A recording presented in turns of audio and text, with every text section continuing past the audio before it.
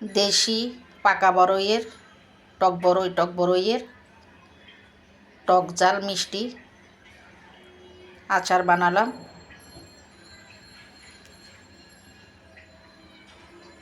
দারুণ স্বাদের আচার। সামনে গরম আসতেছে, গরমে আচার খেতে খুব ভালো লাগবে, তাই বানিয়ে রাখলাম।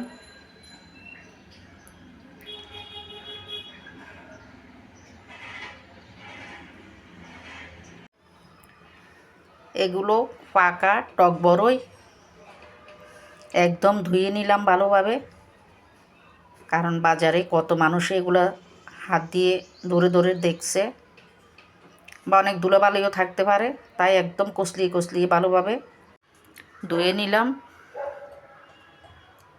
এত বড় এইভাবে খাওয়া যাবে না, আচার বানিয়ে ফেলবো। আচার বানিয়ে রাখলে অনেক দিন থাকবে।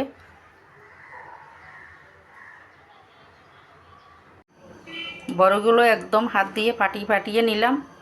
পাকা বড়ই হাত দিয়ে ফাটিয়ে ফেলতে পারছি। গুড় দিয়ে আচার বানাবো, ফাটিয়ে দিলাম এই জন্য যেন গুড়ের সাথে মিশে একাকার হয়ে যায়।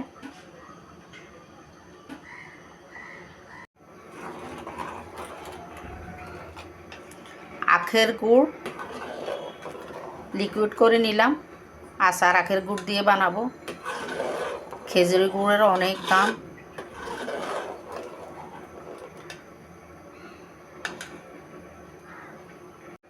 লিকুইড গুড়ে দিয়ে দিলাম কাশ্মীরি মরিচের গুঁড়ো, কালারটা সুন্দর হবে। আবার একটু লাল মরিচের গুঁড়ো দিয়ে দিলাম। আচারটা টক মিষ্টি ঝাল হবে। দিয়ে দিলাম লবণ। লবণটা দিলে আচারটা অনেক টেস্টি হয়। দিয়ে দিলাম আচারের মশলা। এবার সব গুড়ের সাথে মিশিয়ে নিব।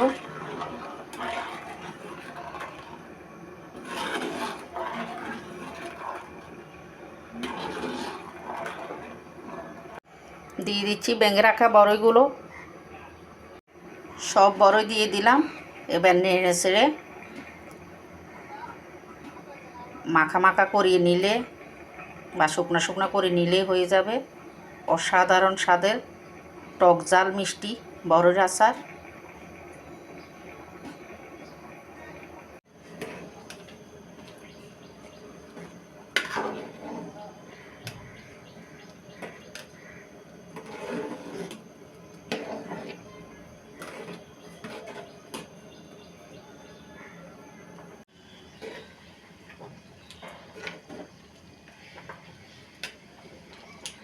মোটামুটি হয়ে আসছে দারুণ স্বাদের বড়ইয়ের টক ঝাল মিষ্টি আচার।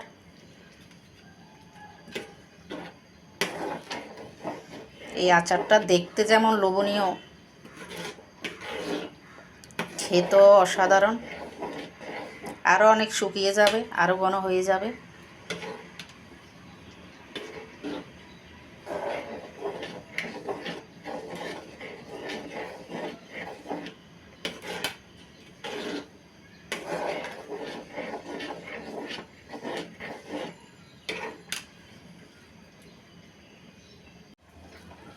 হয়ে গেল দেশি পাকা বড়ইয়ের লোভনীয় টক ঝাল মিষ্টি আচার।